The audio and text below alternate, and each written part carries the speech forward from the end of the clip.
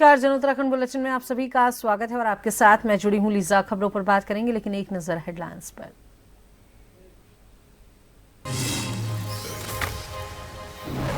मुख्यमंत्री पुष्कर सिंह धामी का 1 दिवसीय हरिद्वार दौरा। शताब्दी नगर बैरागी कैंप के ध्वज वंदन समारोह में करेंगे शिरकत।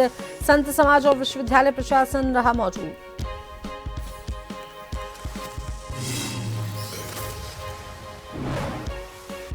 प्रदेश में सुशासन का प्रभावी मॉडल बन रहा जन जन की सरकार। जन जन के द्वार कार्यक्रम। सभी 13 जनपदों में 383 शिविरों का आयोजन। सरकार और जनता के बीच विश्वास, पारदर्शिता और त्वरित समाधान का सशक्त माध्यम। लोहाघाट में 12 वर्ष से अधूरा पड़ा स्पोर्ट्स स्टेडियम। खेल मंत्री रेखा आर्या ने निरीक्षण कर निर्माण में हुई लापरवाही पर लिया संज्ञान। टेंडर संस्था को किया ब्लैकलिस्ट।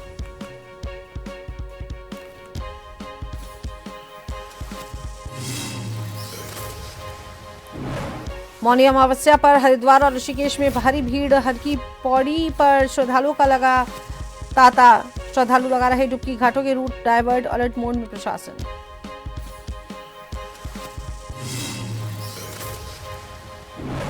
उत्तराखंड में बदल रहा मौसम का मिजाज। 6 जिलों में घने कोहरे और पहाड़ों में बर्फबारी का अलर्ट। उत्तरकाशी, चमोली और पिथौरागढ़ में हल्की बारिश की संभावना।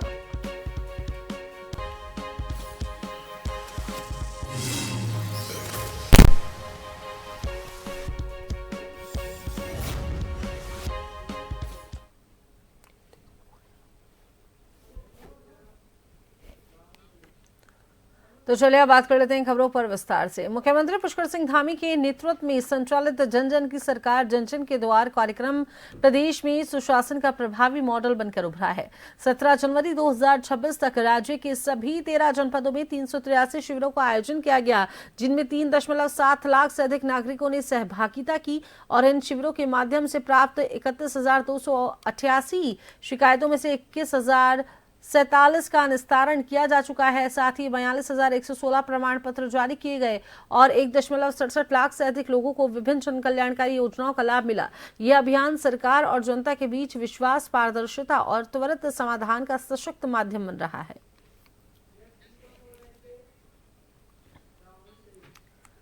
खबर पर विस्तार से जानकारी साझा करने के लिए हमारे साथ संवाददाता यशदीप आर्य फोन लाइन पर जुड़े हैं। यशदीप, क्या कुछ खबर को लेकर अपडेट है?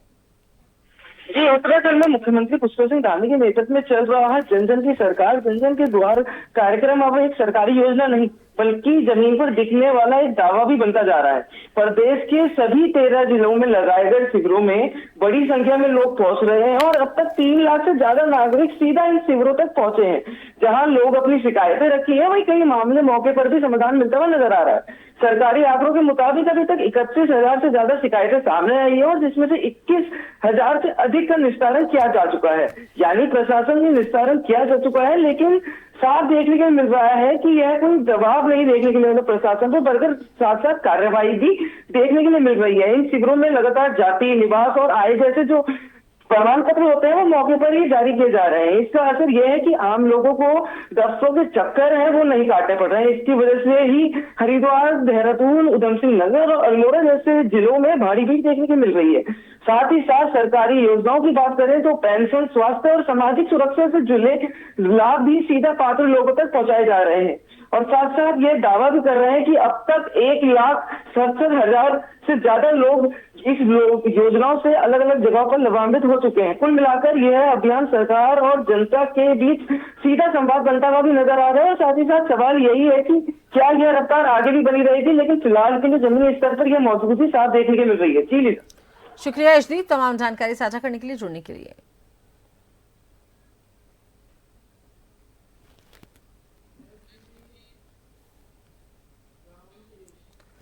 मुख्य सचिव आनंद वर्धन की अध्यक्षता में सचिवालय में सेब की अति सघन बागवानी योजना को लेकर उच्च स्तरीय बैठक हुई और बैठक में प्रदेश में सेब, कीवी और ड्रैगन फ्रूट के उत्पादन को बढ़ावा देने पर चर्चा की गई। मुख्य सचिव ने किसानों को क्लस्टर आधारित खेती के लिए प्रेरित करने हेतु हाई डेंसिटी सेब बागान विकसित करने और साथ ही साथ उत्पादन क्षमता का आकलन कर 2030, 2040 और 2050 के लक्ष्य तय करने के निर्देश दिए। उन्होंने कहा, पुरानी कम उत्पादन क्षमता वाली किस्मों को हाई डेंसिटी पौधों से बदला जाए और इसके लिए नर्सरियों को अपग्रेड किया जाए। साथ ही झाला की तर्ज पर अन्य क्षेत्रों में कोल्ड स्टोरेज विकसित करने के भी उन्होंने निर्देश दिए हैं। बैठक में प्रमुख सचिव आर मीनाक्षी सुंदरम सहित अन्य वरिष्ठ अधिकारी उपस्थित रहे।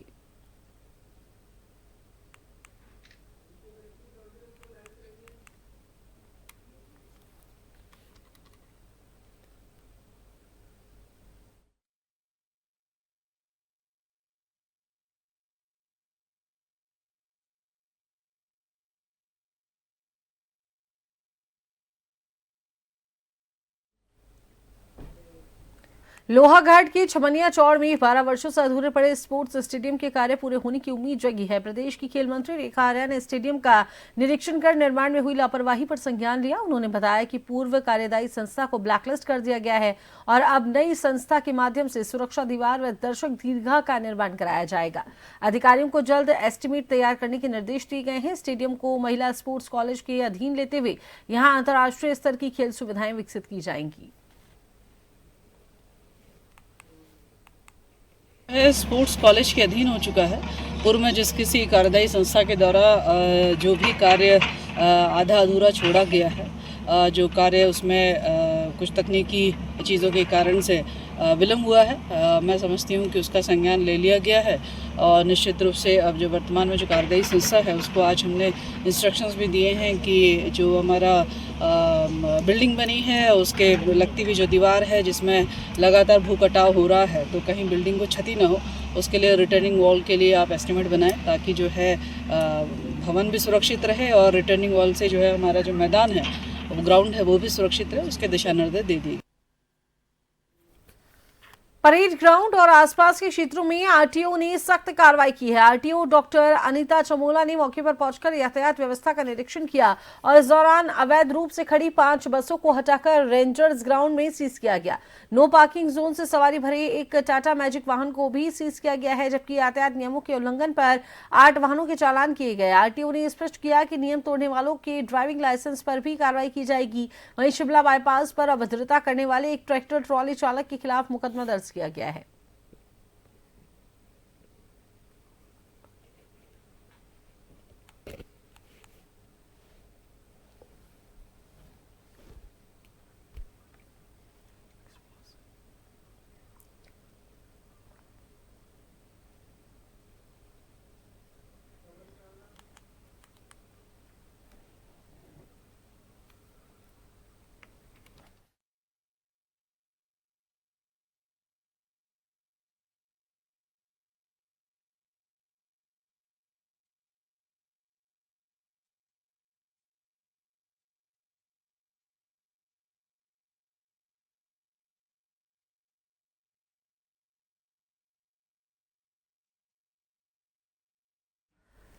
कर्णप्रयाग में लोक निर्माण विभाग की सरकारी एक्सप्लोसिव मैगजीन से विस्फोटक सामग्री चोरी के मामले का पुलिस ने खुलासा किया है। कर्णप्रयाग पुलिस ने इस गंभीर प्रकरण में विधि का उल्लंघन करने वाले 4 नाबालिग बालकों को पकड़ा है।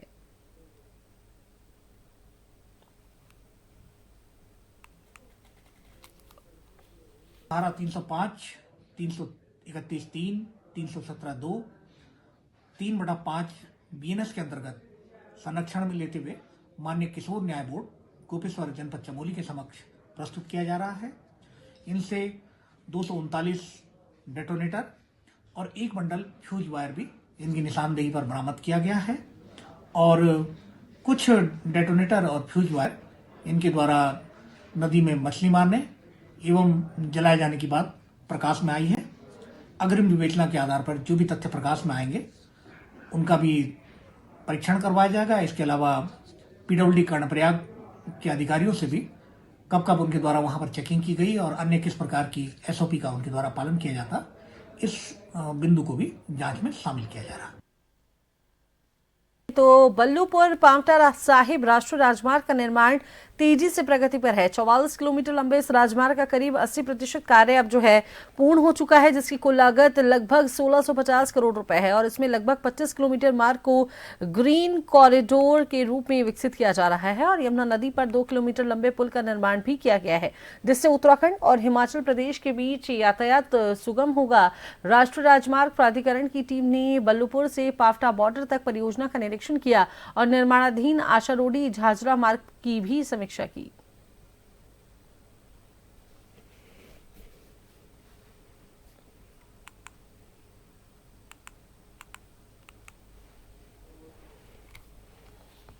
हाईवे का किलोमीटर 4 से लेके 32 किलोमीटर तक का सेक्शन पूरा हो चुका है।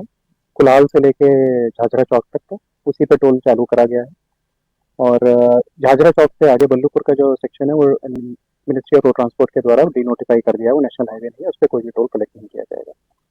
टोल चालू होने के साथ साथ जो हमने जैसे आपको बताया कि जो फैसिलिटीज हैं रोड यूजर्स को उसका प्रोविजन भी शुरू कर दिया गया है। एम्बुलेंस और पेट्रोलिंग व्हीकल अभी आपने देखे भी थे हाईवे पे प्रोवाइड करेगा। कार्य अभी प्रगति पर है। कुछ इसमें लैंड एक्विजिशन के इश्यूज थे पांवटा साहिब के साइड से, जिनको रिजॉल्व कर दिया गया है और फरवरी 26 तक कार्य पूरा होगा।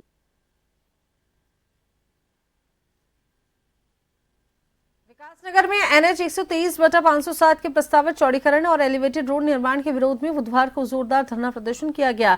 धरने का नेतृत्व उत्तराखंड अल्पसंख्यक आयोग के पूर्व सदस्य संजय जैन ने किया। प्रदर्शन में विकासनगर व जौनसार बावर क्षेत्र के नागरिकों, व्यापारियों और सामाजिक संगठनों के प्रतिनिधियों ने भाग लिया।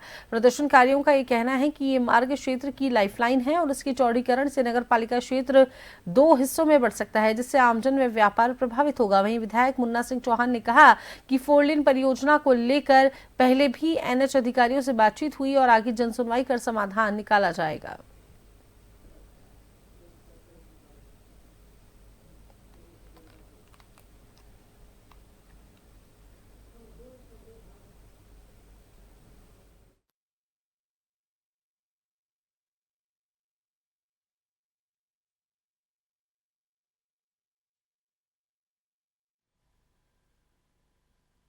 जिस प्रकार से इस प्रोजेक्ट में उसी प्रकार से 4 लेनिंग के प्रोजेक्ट में ये नंबर 1 बात, किस लिए बना रहे हैं प्रोजेक्ट? जनता जनार्दन के लिए, यहाँ के व्यापारियों के लिए, यहाँ के निवासियों के लिए, यहाँ के बासिंदों के लिए, यहाँ के कम्यूटर के लिए, उनके सुविधा के लिए। इसलिए उनकी राय बड़ी इंपॉर्टेंट है, स्टेक होल्डर्स की राय बड़ी इंपॉर्टेंट है। इसलिए 4 लेनिंग के प्रोजेक्ट पर भी हम बाकायदा जो यहाँ के स्टेक होल्डर्स हैं उनसे एक बार और सुनवाई करेंगे। पिछले कई दिनों से सोशल मीडिया में और प्रिंट मीडिया में कुछ खबरें चल रही हैं, जिसमें NH 123 धर्मावाला से लेके बाड़वाला तक के चौड़ीकरण के बारे में या एलिवेटेड रोड या कोई और चर्चाओं का भी बाजार घर में। तो ऐसी स्थिति में जब जनता से कोई सलाह ना ली जा रही हो, कोई इसमें स्पष्ट कोई आदेश या कोई विज्ञप्ति सरकार की ना आई हो, तो पूरे नागरिकों में, जनता में और खासकर व्यापारी वर्ग और जो सामाजिक संस्थाएं और धार्मिक संस्थाएं हैं उनमें एक असमंजस की स्थिति बनी है और एक लोगों में एक भय का वातावरण उत्पन्न हुआ है कि शायद ये विकासनगर जो ऐतिहासिक धरोहर है, ये बाजार, ये उजड़ने के कगार पर है। तो ऐसी स्थिति में हमने संगठनों की मांग, नागरिकों की मांग और व्यापार मंडल ने संयुक्त रूप से निर्णय लिया है कि इसका विरोध किया जाए। जो है बाजार में भ्रम की स्थिति काफी समय से फैली हुई है कि यहाँ से एलिवेटेड रोड का जाना लगभग यह तय माना जा रहा है कि मार्च अप्रैल में से बता रहे हैं कि टेंडर वगैरह भी हो जाएंगे। लेकिन इस स्थिति से ज़्यादा हमने एक व्यापार मंडल की 2 महीने पहले एक मीटिंग रखी थी, जिसमें हमारे अध्यक्ष संजय गुप्ता जी भी साथ में थे और हमने सब सर्वसम्मति से निर्णय लिया था कि बाजार से कोई 4 लेन का कोई प्रोजेक्ट ना चले और ना ही कोई एलिवेटेड रोड बाजार से ली जाए। 15 फुट की दुकान है या जिसकी दुकान छत पर है, उनको हम कैसे बचा सकें, व्यापारियों को हम कैसे बचा सकते हैं और यहाँ की जो हमारी जो धरोहर है, मंदिर वगैरह हैं, उन्हें हम कैसे बचा सकते हैं। इसमें हम जो कि संजय जैन जी के नेतृत्व में हमने एक जो सब व्यापारियों के हितों में एक निर्णय लिया है, जो कि हम यहाँ एक शांतिपूर्ण धरना प्रदर्शन करा है हमने।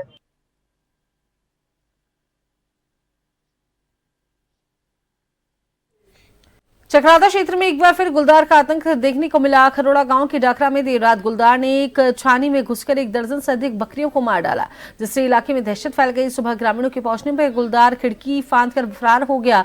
सूचना पर वन विभाग की टीम मौके पर पहुंची और स्थिति का जायजा लिया।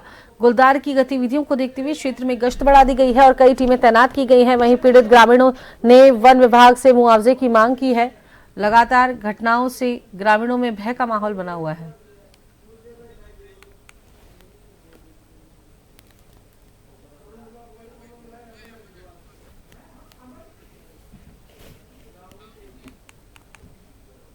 तो वहीं मौनी अमावस्या पर आज हरिद्वार और ऋषिकेश में आस्था का सागर उमड़ पड़ा है।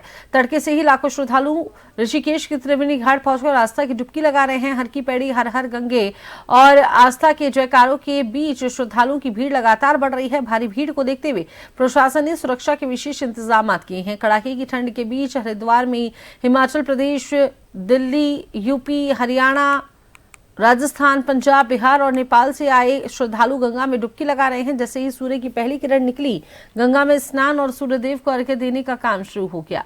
आपको बता दें, ये इस क्रम में श्रद्धालु आस्था से सराबोर नजर आए।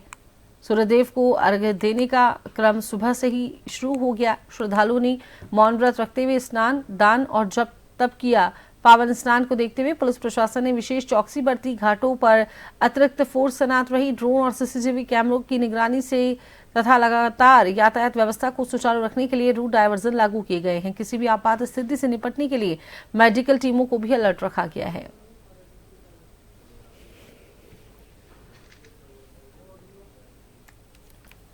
माघ मास में पड़ने वाली अमावस्या मौनी अमावस्या कहलाती है। ये इतना पुण्यदायी समय कहलाता है कि आज के दिन जो व्यक्ति अपने आसपास की पवित्र नदियों में भी स्नान करे, उसको कुंभ के स्नान का फल मिलता है।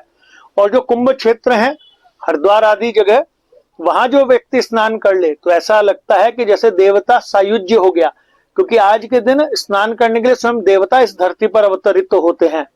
छुपे हुए जितने भी ऋषि मुनि हैं, जितने भी ऋषिगण हैं, उनका प्रादुर्भाव अवतरण आज ही के दिन इस धरती पर हुआ था। आज के दिन स्नान करने का इतना पुण्यदायी फल कि आज अश्वमेध यज्ञ कर लिए आप 108 और सहस्त्र कर लें वाजपेयी यज्ञ, और एक स्नान मात्र आज के दिन कर लें, एक समान कहा गया है। माँ गंगा ने हमको आज यहाँ बुलाया अपने चरणों में, बहुत अच्छा लगा।